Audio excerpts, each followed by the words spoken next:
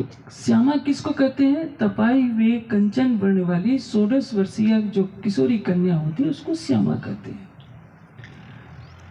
आप वाल्मीकि रामायण में पढ़ेंगे तो सीता को भी श्यामा कहते हैं। श्यामा ध्रुवम एव आगमिष्यत, हनुमान जी कहते हैं कि वह श्यामा सीता जी अवश्य आएंगी। तो श्यामा सौंदर्य की पराकाष्ठा के लिए कहा जाता है, जिससे अधिक सुंदर न हो कोई।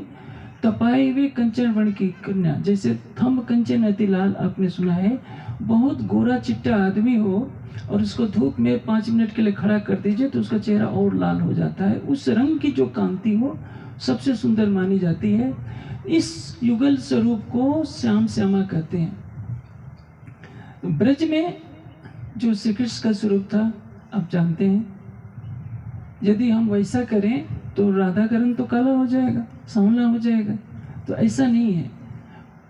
खिलवत परिक्रमा सागर श्रृंगार में जहाँ राज्य श्यामा जी के श्रृंगार का वर्णन है, मुख मेरे महबूब का रंग अति उज्ज्वल गुलाल, श्याम श्यामा शब्द अवश्य प्रयोग हुआ है। लेकिन परम धाम में राज्य का नूरी स्वरूप है, जिसके एक नख के अंदर करोड़ों अरबों सूर्यों का प्रकाश है। तो जो आवेश स्वरूप इस संसार में प्रकट होता है वो ब्रज में श्री कृष्ण नाम से लीला करता है, रास में वही नाम चलता है।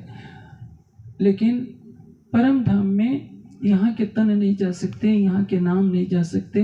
परम धाम में न देवचंद जी हैं, न श्री मीराज हैं, न श्री कृष्ण जी हैं, सब यहाँ के तन हैं। यहाँ के तनों में राज्य ने लीला की है, ब्रजरास और जागरी में। इसलिए इन तनों को वहाँ हम नहीं थोप सकते। क्या परम धाम में केवल हिंदू ही रहते हैं? वाणी क्या कहती है? आगे तो नूर तजल्ला था जुबां बोल है। और हमारी जो भाषाएं हिंदी, अंग्रेजी, संस्कृत सब शून्य निराकार से पैदा हुई है। हमारी समझ के अनुसार वाणी में वो शब्द दिए गए हैं। क्या मुस्लिम कोई मानेगा कि परम धाम में कृष्ण जी रहते हैं? क्रिश्चियन कोई मानेगा? यहूदी मानेगा? पारसी मानेगा? हमारी संस्कृत में कृष्ण शब्द होता है जिसका अर्थ होता है आकर्षण से। परमात्मा के गुण कर्म स्वभाव के अनुसार अनंत नाम है।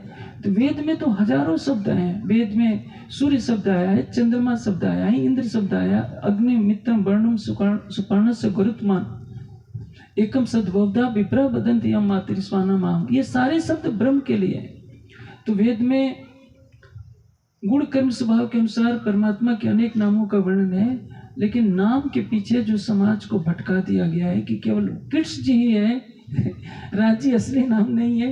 परम धाम में कोई नाम नहीं होता, नाम इस दुनिया में होता है, किसी को बुलाना पड़ता है। वो चेतन धाम है। जैसे आप सब बैठे हैं तो जिसका मैं नाम बोलूँगा वही तो मेरे पास आएगा। परम धाम में नाम की कोई आवश्यकता नहीं है। परम धाम में यहाँ के भावों के अनुसार इंद्रावती बाई है, झरमर बाई है, बेन बाई है, सुंदर बाई है। आप जानते हैं उत्तर भारत में किसी महिला को आपने बाई कह दिया तो शायद डंडे भी आपको पड़ जाएंगे। ये केवल गुजरात और राजस्थान में किसी महिला को बाई शब्द से कहा जाता है। कहीं सुंदर बाई धाम से 7 बुला बनाई, यहाँ बाई शब्द है। अब किसी भी महिला को यूपी में, बिहार में बाई लगाकर आप बोलने की भूल मत कीजिएगा। तो यहाँ के भावों से आप परम धाम को नहीं तोड़ सकते। निजनाम मंत्र में श्री कृष्ण जी को काटकर श्री जी साहब जी किया गया क्यों? अरे भाई,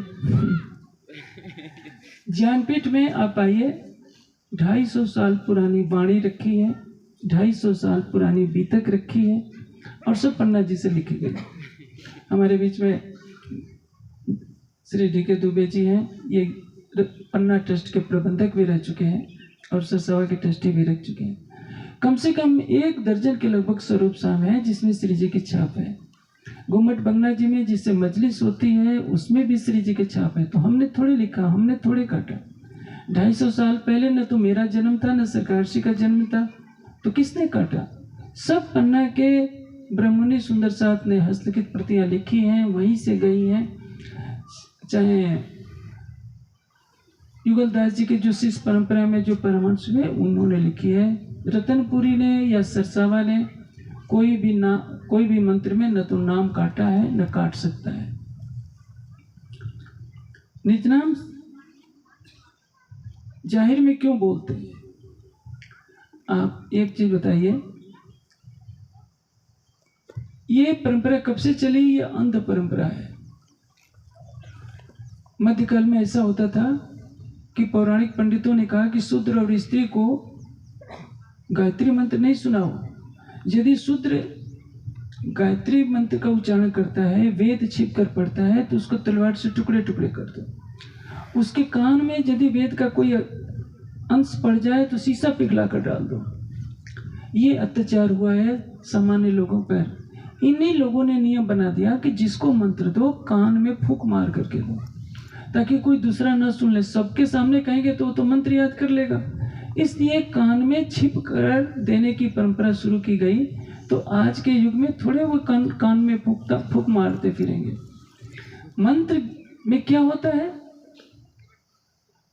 मननात् मंत्र, जिसका मनन किया जाए वो मंत्र है। और विद्वानों और योगियों के बीच में कनफुकवा गुरु को कोई अपने पास बैठने भी नहीं देगा।